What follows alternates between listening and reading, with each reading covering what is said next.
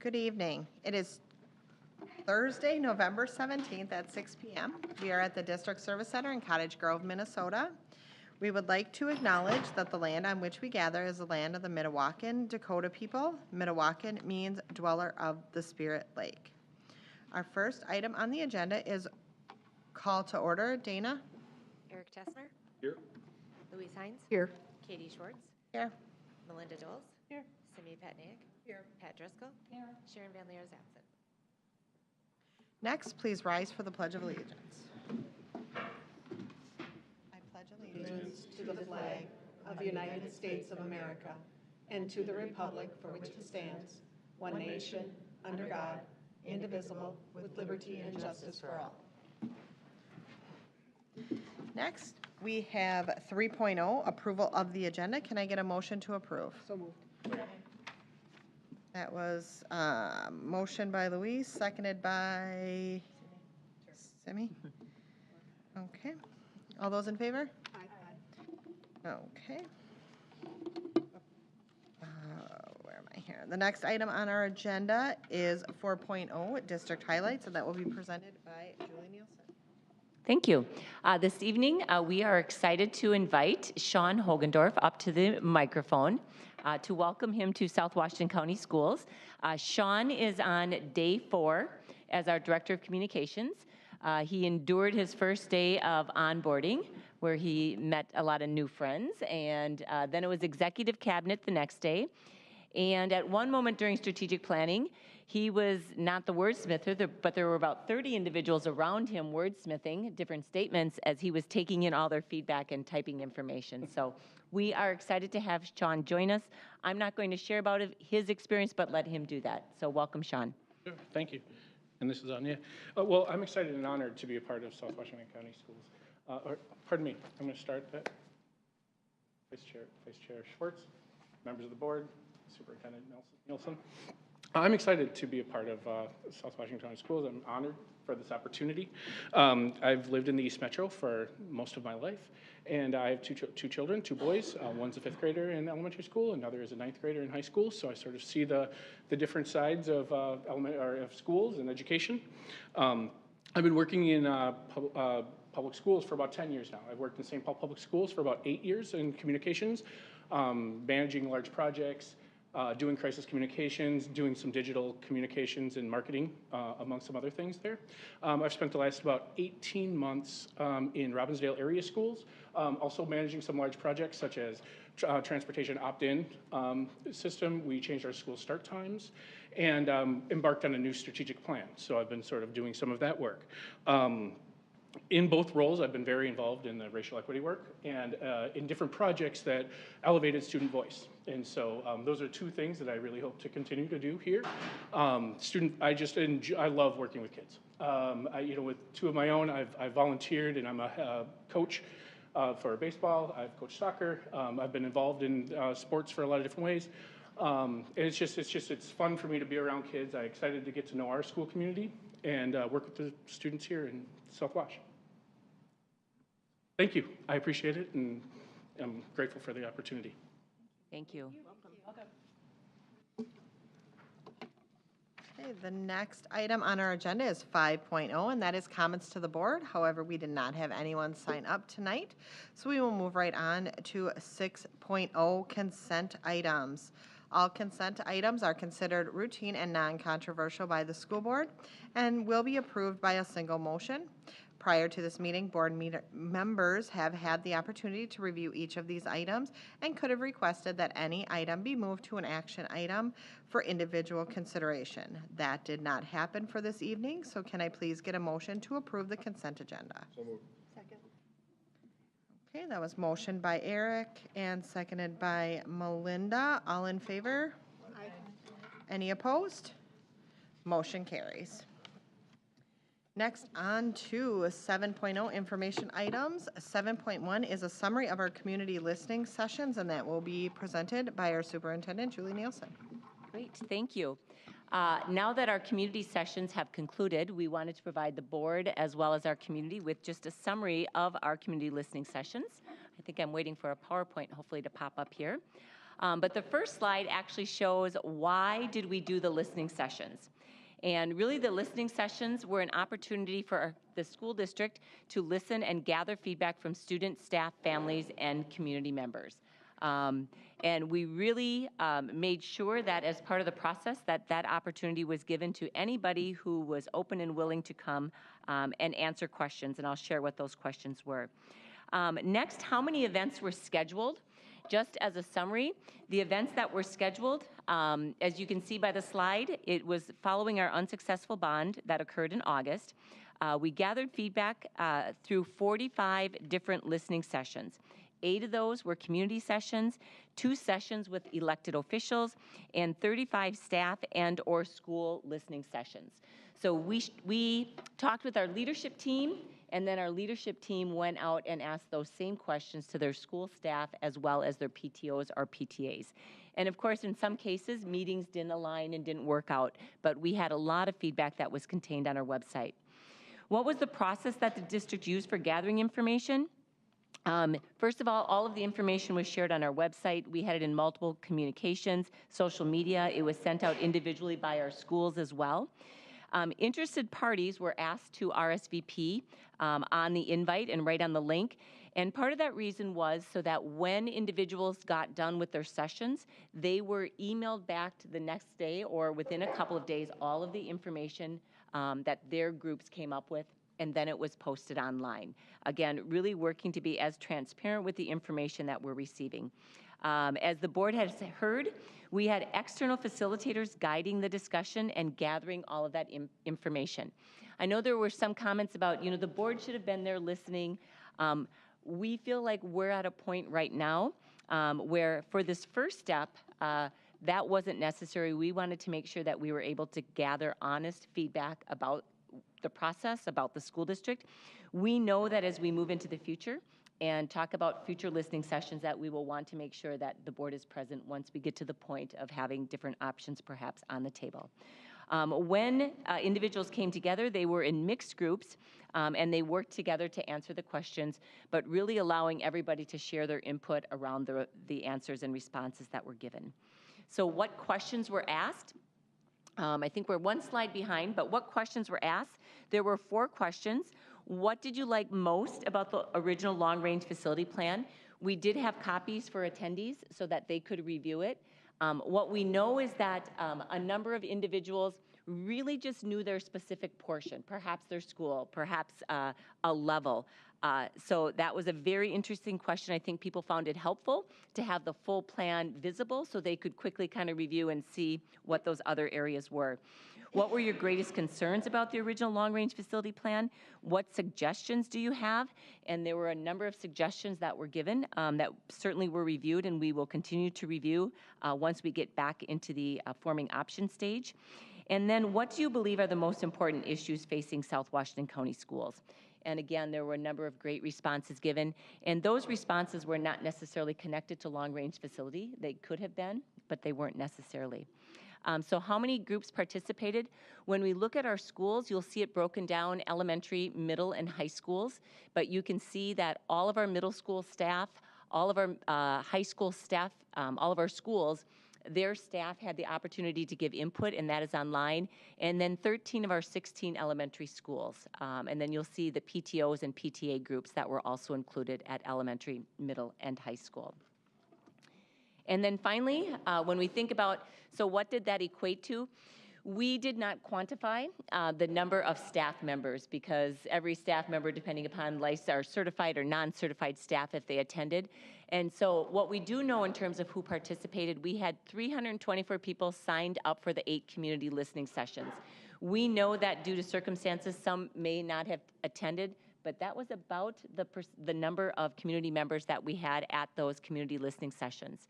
And then we had 2 sessions that were specific for our elected officials and city officials.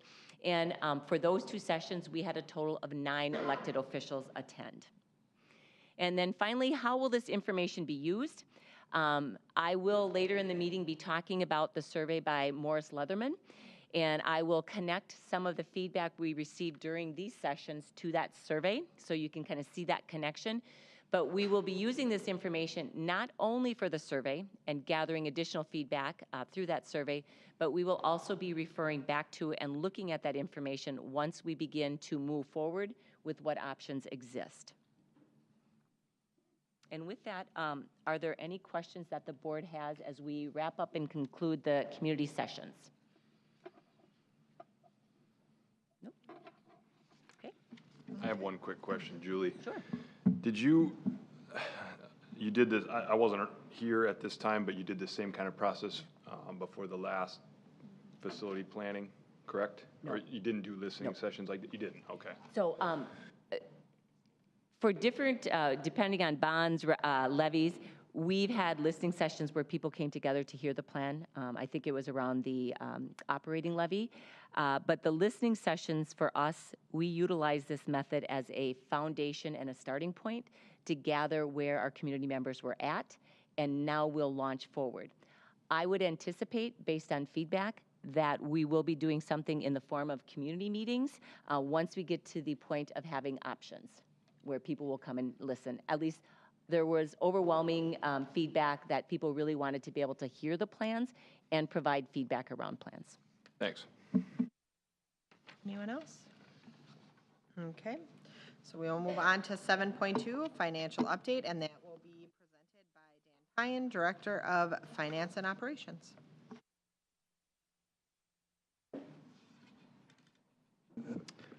Thank you. Good evening, Vice Chair Schwartz, members of the school board, Superintendent Nielsen.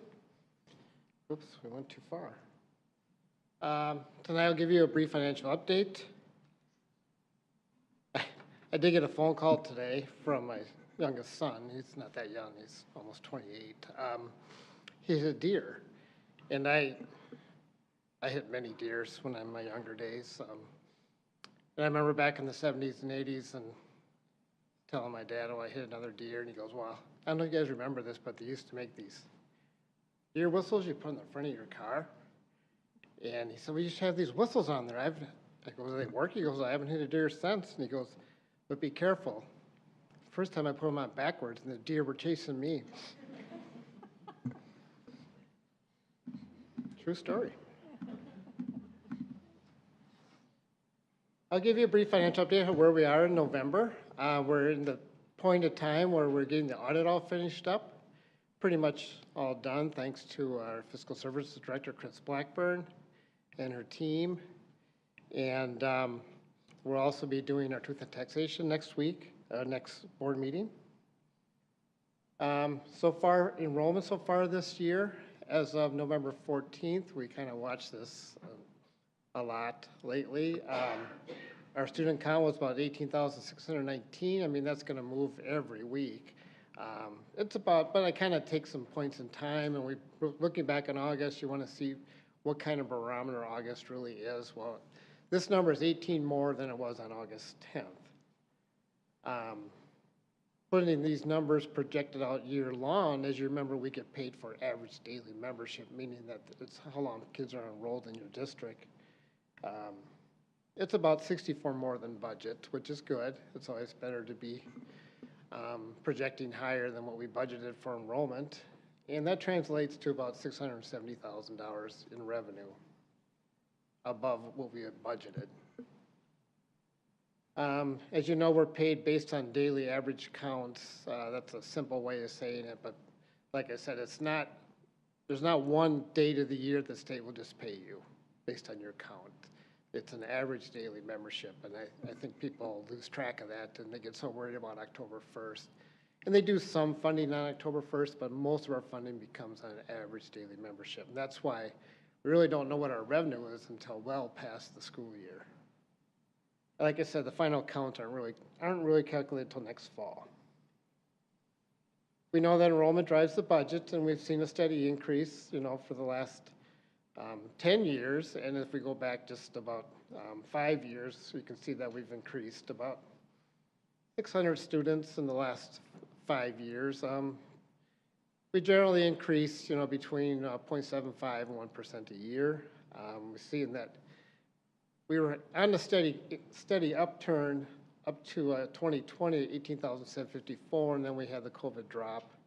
and then we're crawling back up again, and look to be at our highest level probably next year in 2024. And these projections are solely used for enrollment, for the budget. We don't want to get too crazy when we budget our enrollment. So we use these numbers to do the budget, and then as we plan for capacity, as we talked about the last board meeting, we have to, kind of look and see where the houses are and things like that, and look at demographic studies. So I thought, usually in November, we kind of look back and see what was going on. So we look back 2 years ago, what were we up to budget-wise? Well, you remember we had board adjustment process, and we had some great leadership help from Kelly Jansen, and we went through a budget reduction process because the board had directed us to reduce expenses or increase revenues by $18 million over 3 years. Those adjustments were approved in January of 2021. And the school board also directed administration to formulate a referendum question to increase the operating levy by $350 per student and index that levy, the full levy, to inflation in the question. So a year ago, where were we at? Well, we weren't quite sure what's going on with the legislature because it wasn't a funding year. We did know that they gave us a 2.45% increase in the basic formula in 22, and that we knew in 23 we would get a 2% increase in the formula. We also started seeing the signs that a combination of the economy and federal aids created a $9 billion surplus at the state level. And we also knew that free and reduced counts were significantly down as people were not required to apply for free and reduced lunch. And those counts affect some of our other funding, mainly compensatory funding. So as we looked at that, we still are not quite sure what will happen to the legislature because they adjourned without addressing using any of the $9 billion surplus. What were our concerns? Well, we saw that our unassigned fund balance ended at 6.31%, and we projected to be about 6.74 in FY22 as we looked at what our expenses were going to be for the next year. We saw that our expenses were rising faster than our revenues, and we knew that special education cross-subsidy would be somewhat of an issue. So where are we now, a year later after that? Well, the levy passed, thankfully to all the taxpayers. It was renewed, it was revoked and renewed, had a higher amount, and the amount is basically the cap of the highest the district can go for local operating levy, and it's also indexed to inflation, so that those dollars increased our revenues by $6 to $7 million a year beginning in 22-23, the year we're in right now. We also have a new legislative majority now. Obviously they won't start meeting until January, but we'll have to keep an eye on what's going to happen with the funding there. We know the governor will prepare the budget, and we know that some of the focuses that we've heard from them so far have been on the basic formula amount, as inflation is running 6 to 7% some months, and if the formula stays at 2%, we'll never keep up. The special education cross-subsidy, in our case, it's over $20 million a year that we pay out of the general fund to fully fund our special education. And we also know there's need for mental health funding. Budget-wise, like I said, we revoked the old one, replaced it with the new one with that big increase. And we also, during our budget adjustment process, reduced our expenses by $9 million a year in the 21-22 budget. So that led to probably one of our better years financially in 21-22 for a variety of reasons. Some of the highlights, excuse me, our revenues came within 0.97% of budget, not 97% of budget, but less than 1% off in our budget. So we were over our revenues about $2.6 million over budget. And It's always a race between myself and Chris Blackburn. As she budgets the expenses, I budget the revenues, and I win this year again because she was off by 2.25%, which is fantastic also, but she was under budget by 2.25%, which is even better. So we beat budget and expense-wise by $6 million. So we actually increased our unassigned fund balance by about $8.6 million. And to put it in relative terms, you have to remember that our budget's $280 million. Where were some of the reasons that we did that? Well, some of it had to do with extra funding from the federal government, but all those dollars were earmarked. So we didn't really supplant a whole lot with those dollars, but it did help out a lot. You can see our salaries came in under budget by about 1.5%, and our benefits came in under budget at about 5.7%.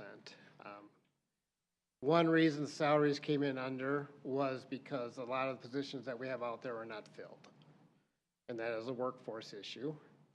So you can see that our services were over budget a little bit, and we usually come in under there. And the reason that's over budget is because we code all the expenses of our substitute teachers and this year our substitute pairs into the services now instead of the salaries. So we did have to spend a little bit more in services, but we saved a lot more in salaries. And our capital came in about $1 million under budget as we tried to be more prudent about some of our LTFM projects. Just an illustration of the way our fund balance has gone over the years. And you can see as we start rising and we went through our budget adjustment process, and we're pretty excited that we can finally get over 10% now, and we're shooting for 16% by the year 2026. 2 years ago, we were forecasting our budget to go this way. We made our budget adjustments. We increased our revenue. And then 2 years later, our forecasts are looking like this as we shoot to get to 16% by 2026. So what's in the future financially? Well, the ever exciting Truth on Taxation hearing will be held on December 15th. Make sure you mark your calendars for that. It's required by law, but it's also very exciting. Our levy gets approved that night. The audit will be presented on January 19th. And then we start planning for next year's budget. So in December, we start budget planning for the 23-24 budget. We work on staffing in January, early January. In March, we work at revising the 2022-23 budget to see how we're coming in. And then we have our 23-24 budget approved by the end of June. So it's a constant cycle. We're always working on three different financial years at one time. With that, any questions? Otherwise, thank you very much for your attention. Oh, okay. I do like that everyone just looked at me.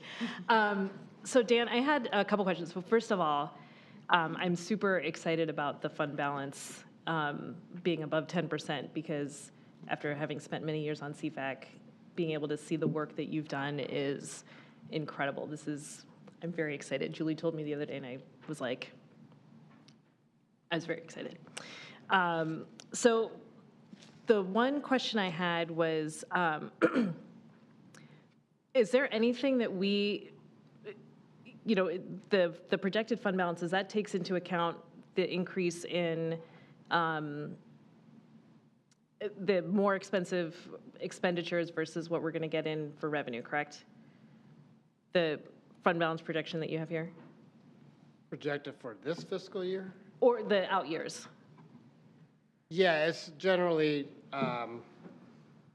working in the inflationary factor on the operating levy is bringing that up at a little higher pace than what we're projecting for expenses.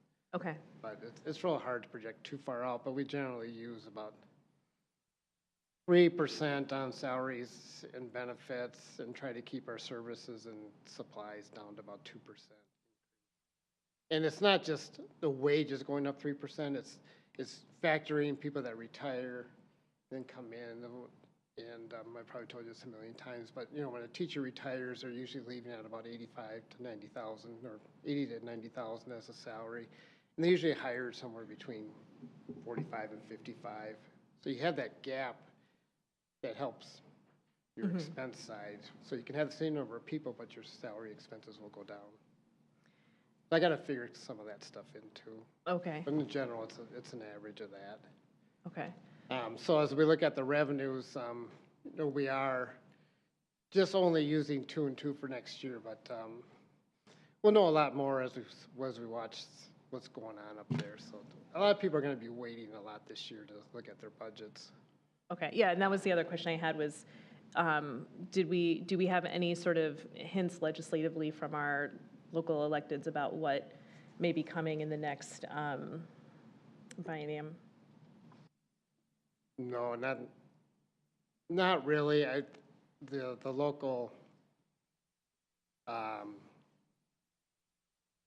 activist groups out there, lobbyist groups, you know, have their platforms out there, and you know, they're looking at least trying to have the formula be close to inflation, but it's really a matter of can they dig into this sped ed cross subsidy, because if we just had normal funding and didn't have to fund an extra $20 million, it would make a big difference, obviously.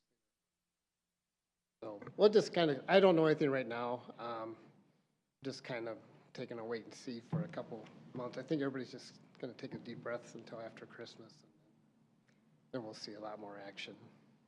And then can you just remind me what, when we passed our policy, we had like stair-stepped what we wanted the fund balance to be. So if I remember correctly, this 10% that it is now is ahead of what we had planned, or it's about on par with what we had planned? I know it's not below. A little bit ahead. I mean, Okay.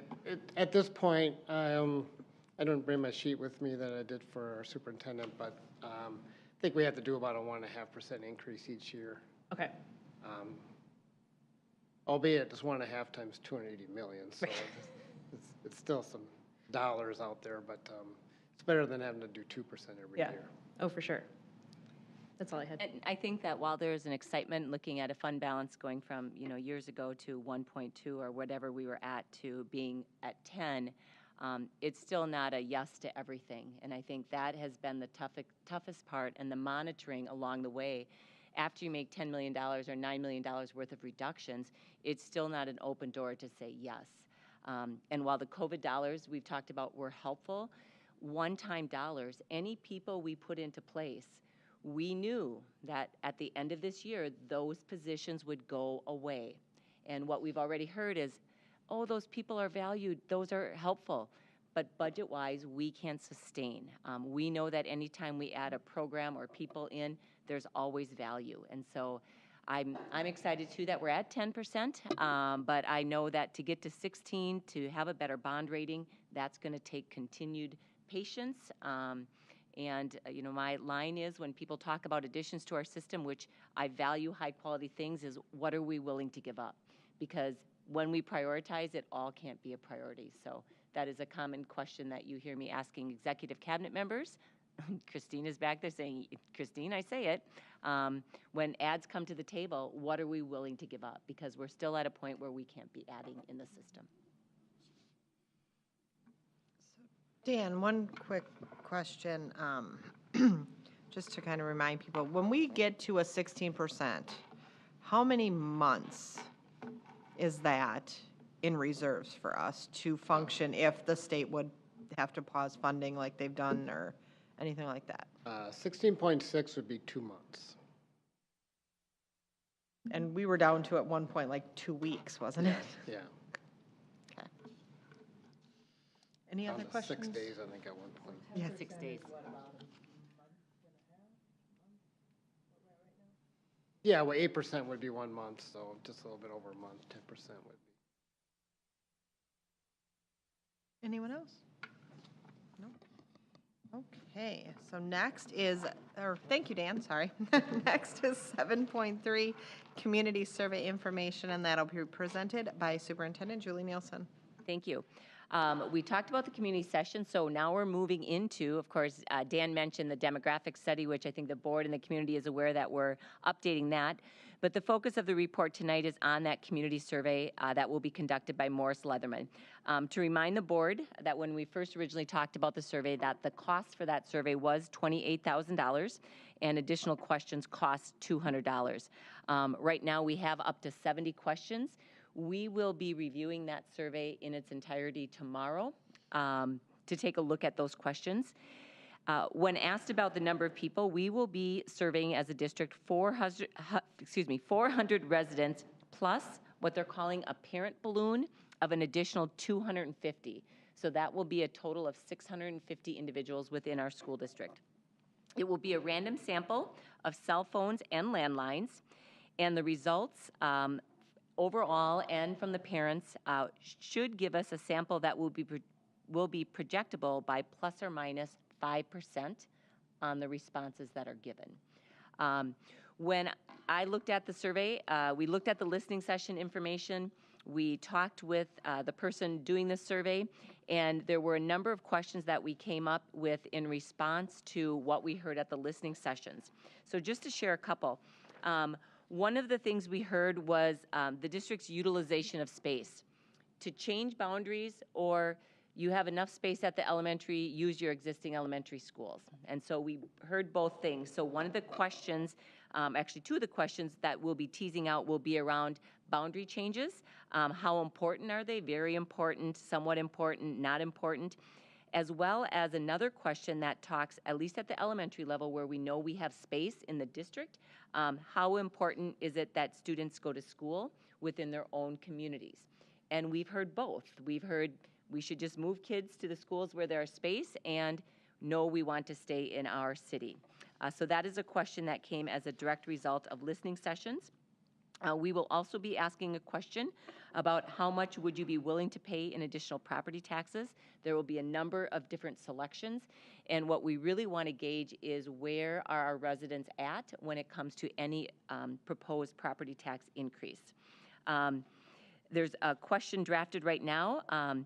Anything that you believe would be a bad idea where you would strongly oppose it. And it's an open-ended question. So if it is the closing of a school, if it is a repurposing of a school, boundary changes, they would have that opportunity. I want to say there's a couple others. There will be some specific questions around communication.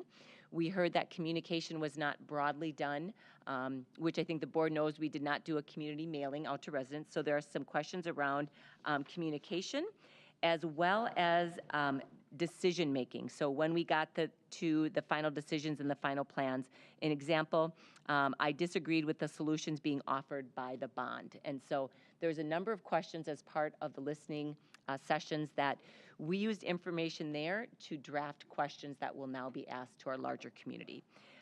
We are still on track with our community survey to begin in December and to have that all wrapped up in January, and then there will be a report back to the board with the demographic study along with the community survey results. So we're still on track for that. Any questions from board members? Julie, I had a couple questions. Is there in the survey anywhere where we're asking the community to help us articulate trade-offs? So for example, if they say, well, I want, I don't know, like smaller class sizes, right? Is there a way for them to offer up a solution for how we can get to smaller class sizes by making some offset or some, because you were just, what did you just say, like what are you willing to give up or whatever? Yeah, so is there something like that or a mechanism like that in the survey? So there is no specific question that talks about, you have 2 items, which one do you prioritize? 2 items, which one do you prioritize? But I will say that there is a question that talks about the values that our community members have. So which of this list, which ones do you value most? Small class size, whatever it is. So it's included in that way, but not as an individual question of 2 items and then another question. What Morris Leatherman does is they have one question, and there are always multiple points underneath it. which when I look at $200 per question, maybe that's a good thing for the district in terms of how they ask questions. But we will certainly look at that tomorrow to take a look if there's any other opportunities for looking at trade-offs or priorities. Okay. Okay? Any other questions for Julie about the survey? No? Okay, thank you. Thanks. Next is 7.4, and that is our high school course catalog, and that'll be presented by Christine Schaefer, Assistant Superintendent. Good evening, School Board Vice Chair Schwartz, School Board members, and Superintendent Nielsen. We are here tonight to review the high school course catalog and a few things along with that. So we're going to review the graduation requirements with you for our district. We're going to talk a little bit about the registration process. We're going to show you the course catalog. We're going to show you the timeline and the process for teachers to submit new courses and how that approval works. And then we'll show you the final list of courses approved for the 23-24 school year.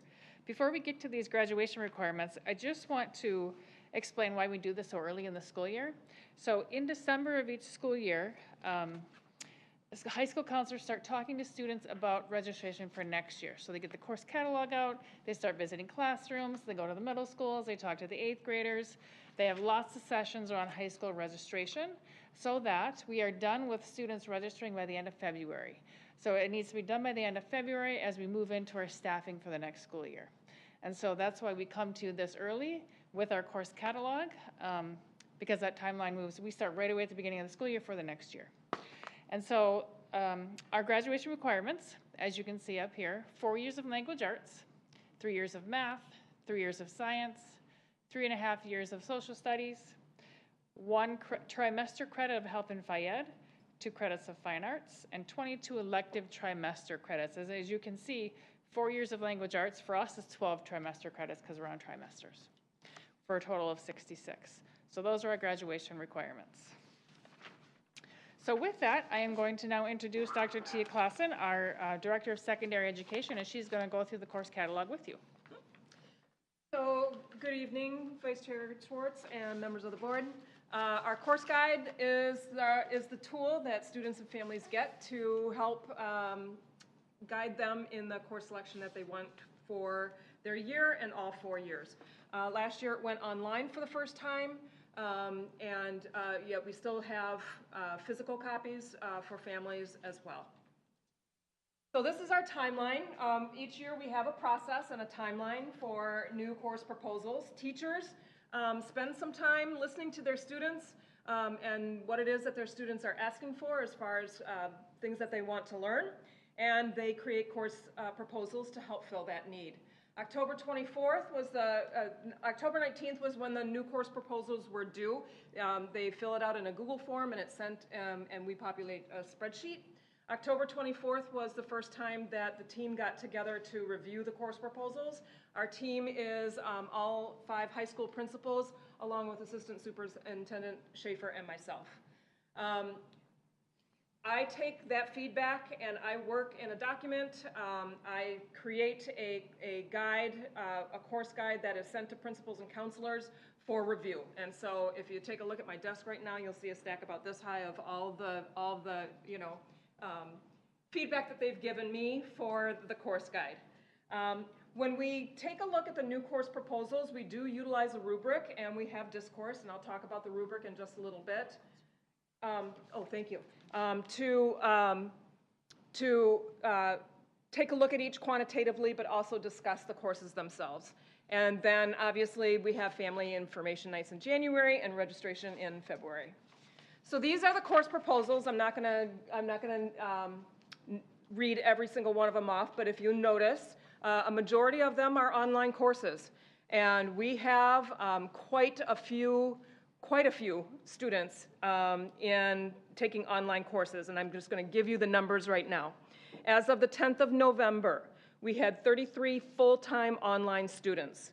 We had 77 students who were taking 9 or more trimester credits of online courses. We had 1,366 people taking enrollments of 1 or more trimesters of courses. So that total course enrollment comes to 4,575 course enrollments, which translates to approximately 254 full-time students. The largest course enrollments, Phy Ed, by far Phy Ed. Political science was not far behind though, right? Economics, US history, and English 12. And if you think about that, poli-sci, economics, and English 12 are typically senior year courses, so that's not that that's not unsurprising. From the other list that we just had, these were the ones that we approved, and so now I'll talk about the rubric a little bit. We use, like I said, a rubric, and we talk. We sit around a table and we talk it through to determine whether or not a course is approved.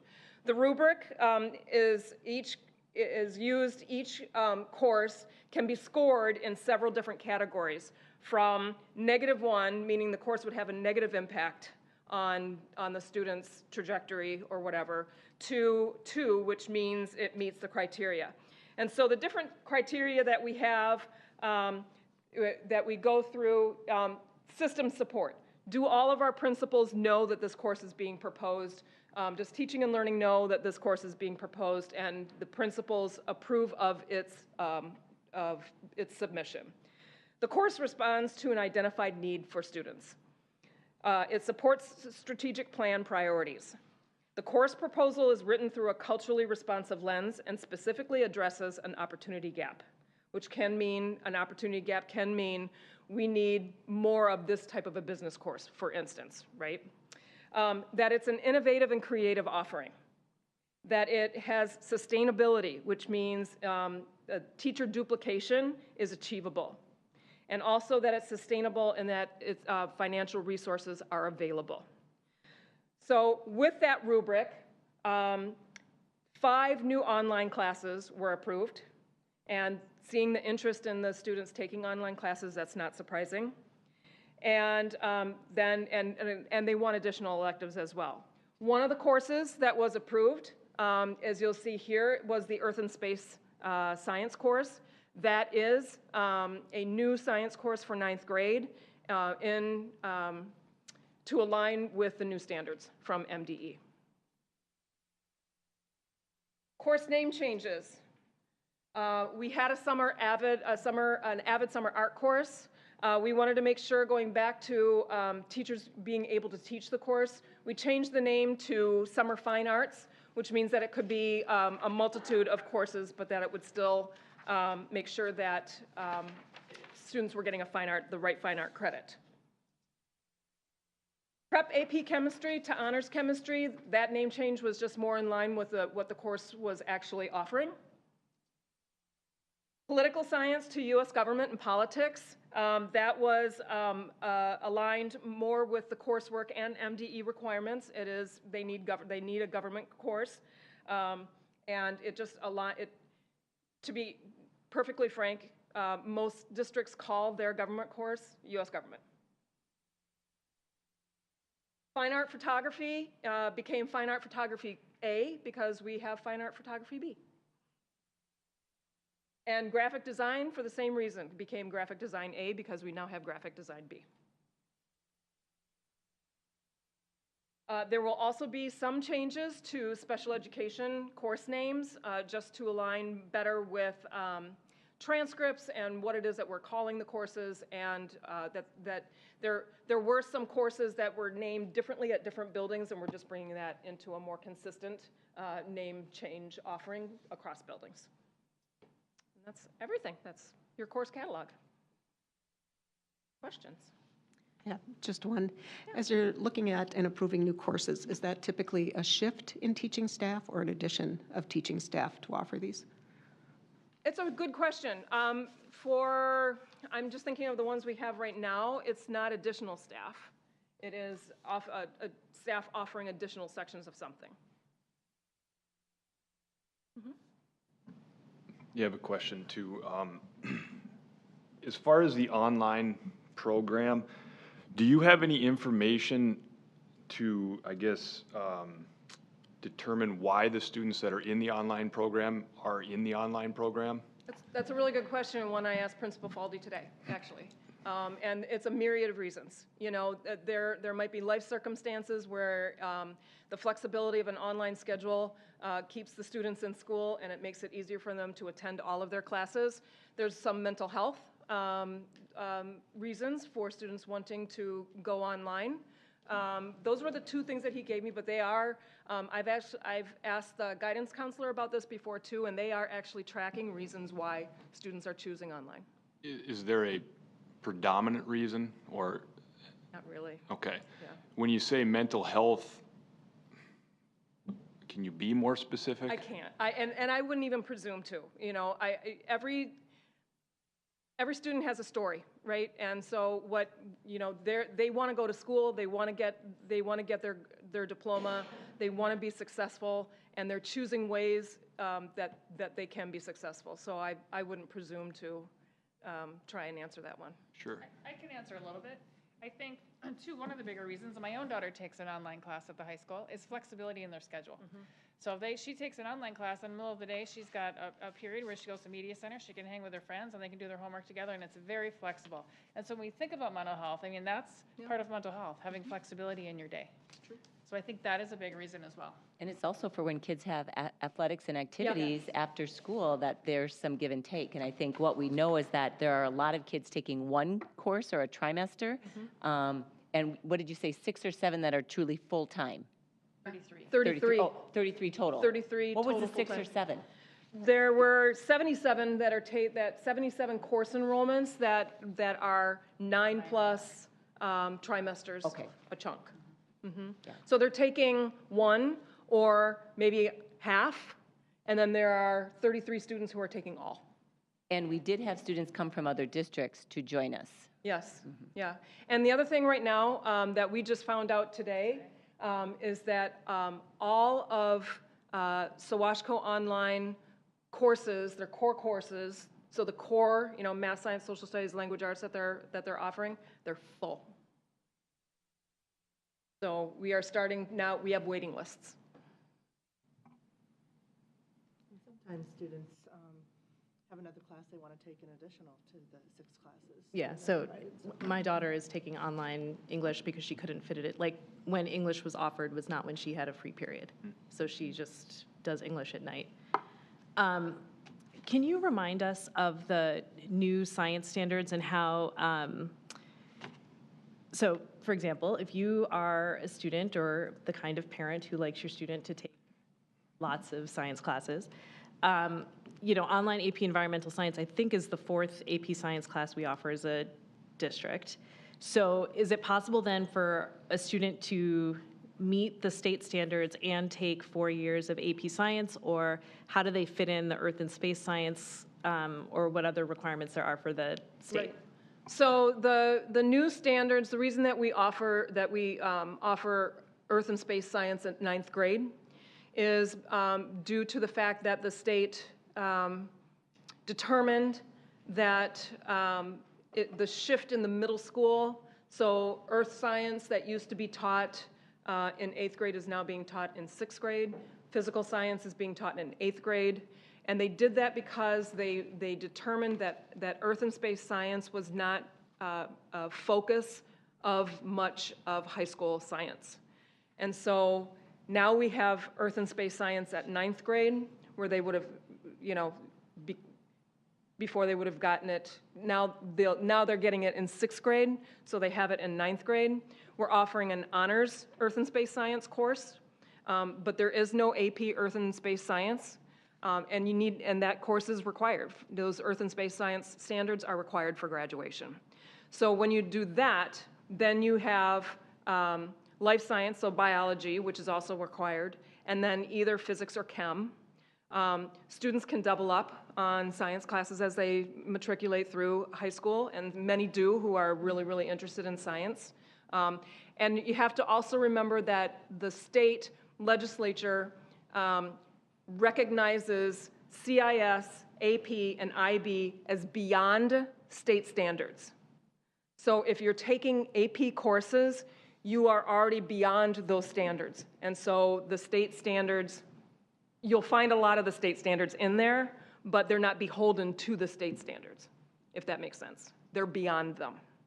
Okay, so the intention would be then that ninth graders would take earth and space science, and then as 10th graders would take biology. Could they take AP biology instead of biology? Yes. Okay, so there's no prerequisite to take biology first. Okay. And then in terms of like how, I look at a couple of these classes like women in fiction or whatever, I'm assuming that those are classes that like juniors and seniors They're typically take. electives. Mm-hmm.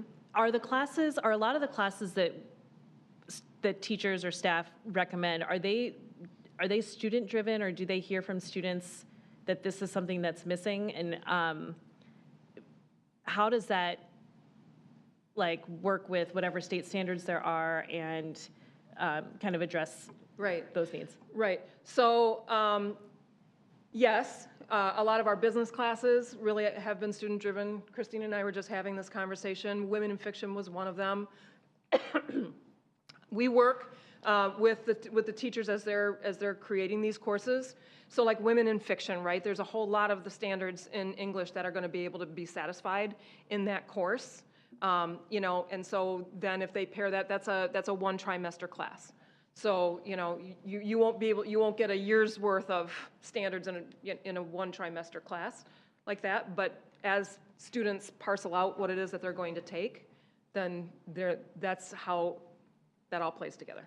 So you could conceivably take three, like as a senior, you could take 3 elective English classes, so women in fiction and then sports journalism and I don't know. Something else, yes, right? Right, creative writing. Okay, and so those 3 in coordination then hit all the state standards? Mm-hmm.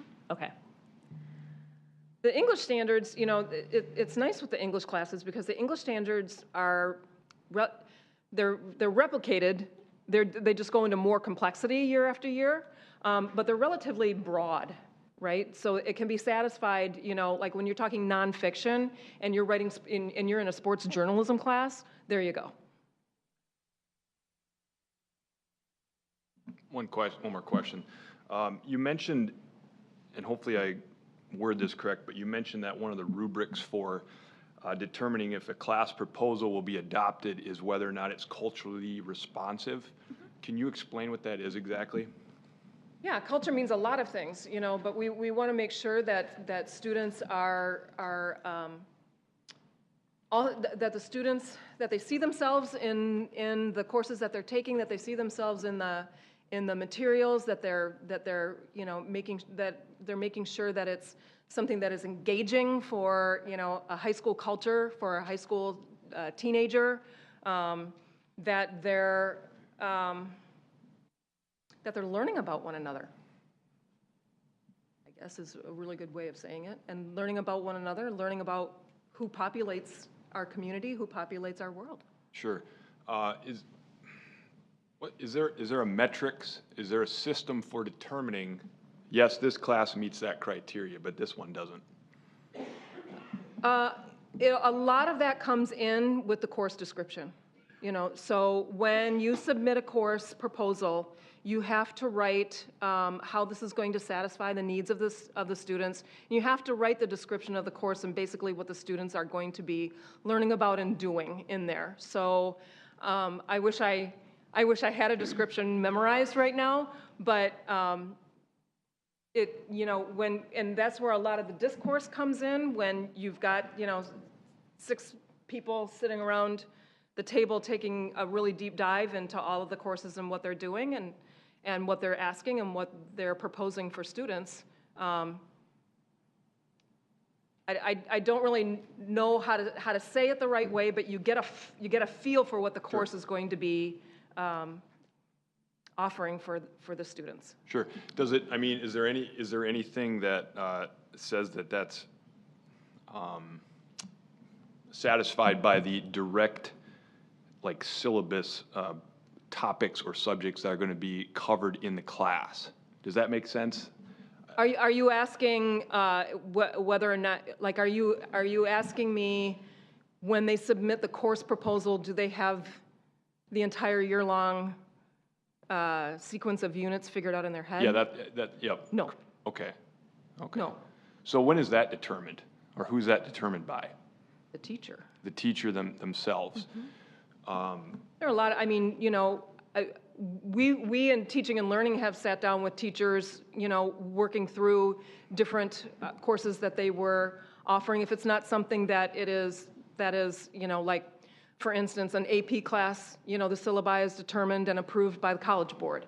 CIS has, you know, their own requirements from the University of Minnesota.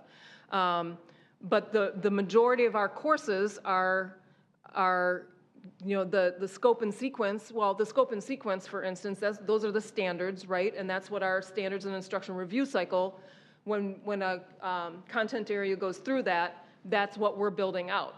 That when the standards are going to be taught throughout the course. But the materials and the units, I mean, that's, you know, there's a science to teaching, and the units and the materials and the lessons and all of that, that's the art, and that's the teacher. Yeah, I mean, you're talking about the guts of the course, at least that's the way I put it. And I'm sorry to hammer you on this, I'm not trying to do that, but I'm just curious about it. For a particular course, if two teachers are teaching it, it could be significantly different, or at least somewhat different. We hope, so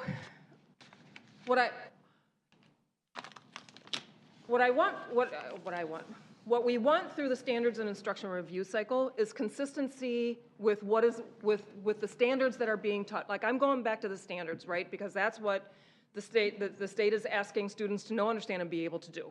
So having that scoped out consistently across a grade level and a building is what really we want to have happen. Teacher teams get together, you know, so if I'm a 9th grade English teacher at Eastridge High School, I got a team of 9th grade English teachers at Eastridge High School, and we're working that out together. That's the only way I've ever known how to do courses like that as a teacher myself. But what is used at Eastridge High School, for instance, might be the same thing or similar to that at Woodbury, but when the scope and sequence is consistent, then you know, for instance, if I'm Tia and I have to leave Woodbury and go to Park High School, I know that at least I'll be coming in when they're still learning about, you know, argumentative writing, right? Because we're doing the same thing. The topics might be different, but what they're learning is the same. That makes sense, thank you. I think sometimes too, through this process, we don't know who's going to be teaching the courses because we talk about staffing, and we heard that earlier. Staffing doesn't occur until March. And so currently these new courses don't have teachers assigned, and that's all part of licensing and seniority.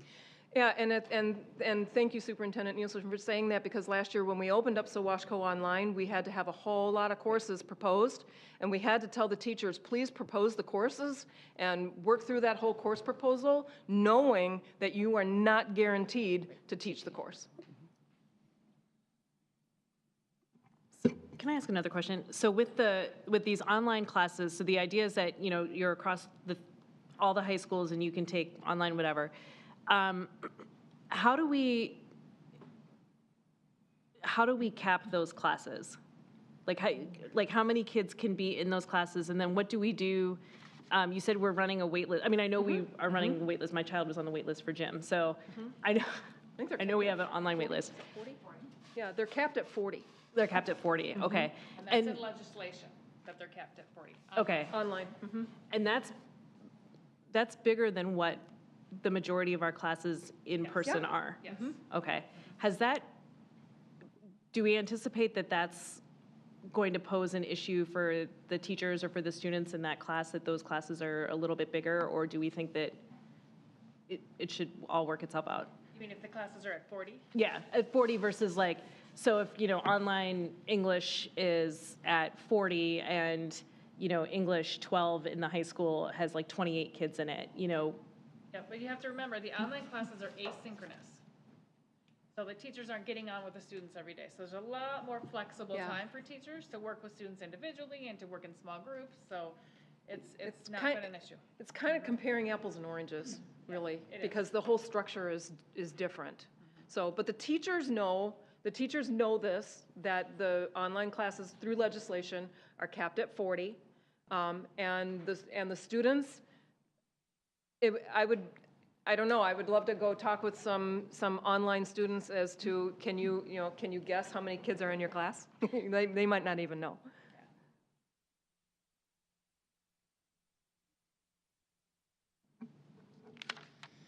Okay, thank you. Okay, we're moving on to our action items for 8.0, and 8.1 are the proposed policy changes, and that will be presented by Superintendent Julie Nielsen. Thank you. Action for this evening. At the last board meeting, we reviewed the policies, and of course, we have our small group policy committee that also reviews first. So we went through the first reading tonight. I am recommending approval with just one minor adjustment. Policy 717, which is receipts and disbursements, and policy 721.3, kitchen use. Neither of those policies are part of the Minnesota School Board Association's policy requirements, nor did we feel like we needed those two because they were recommended to have the procedures pulled out. And once we pulled out the procedures, there was not a whole lot left. And so there really is no reason to have a policy around the use of the kitchen after hours. So I'm recommending that those be removed, deleted, and then we will add in the procedure.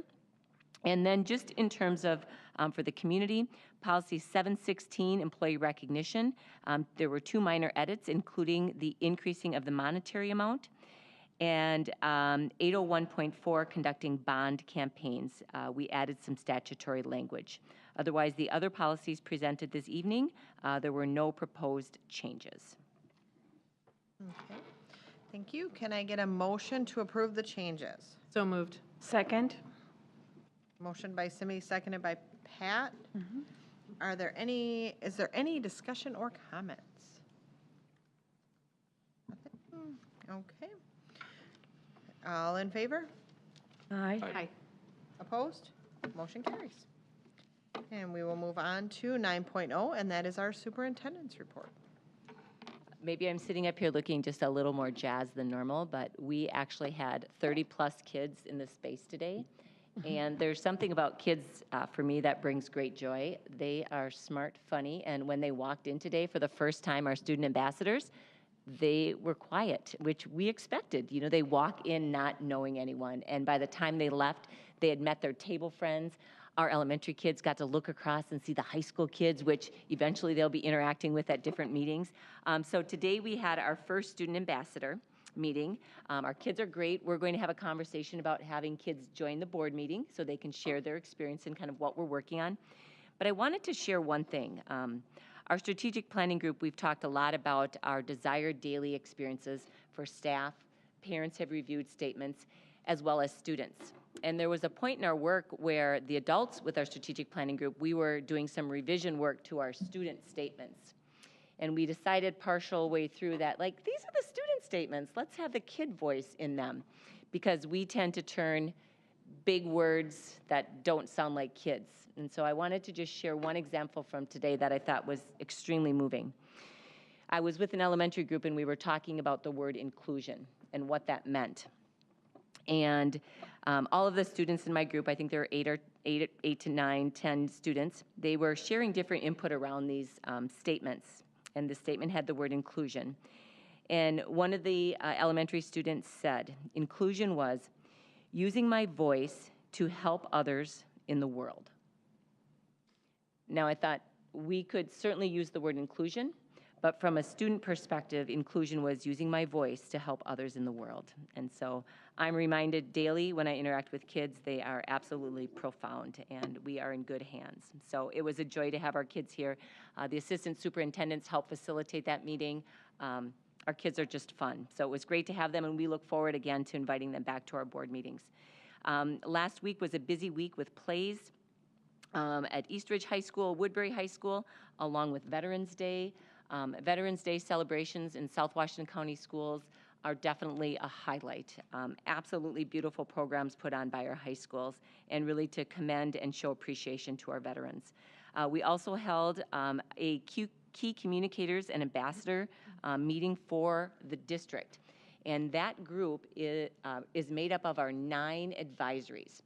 So when we think about long-range facilities, big work that we're doing in the district, we will be utilizing those 9 advisories in that capacity as key communicators and ambassadors. So when we need feedback, we may get the 9 advisory group members all together, and it's a large group. So our district ambassadors, we're a group of about, Louise and Eric, 25, 30, maybe depending on the night. So if you think we have 9 advisories and the others are a little bit smaller, but certainly it's a nice group of parents. So we had an all-district advisory meeting last week. And then just to update the board and the community, today we had a first meeting for our transportation and routing and what we're going to be looking at moving forward. So we went through the guiding change process of here's where we're at. This is our vision for transportation, and our vision is really sustainable and predictable, and it's going to last 10 years.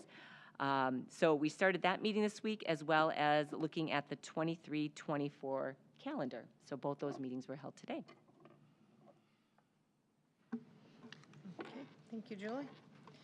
Okay, 10.0, our future meeting dates. We have a school board business meeting on December 15th at 6 p.m.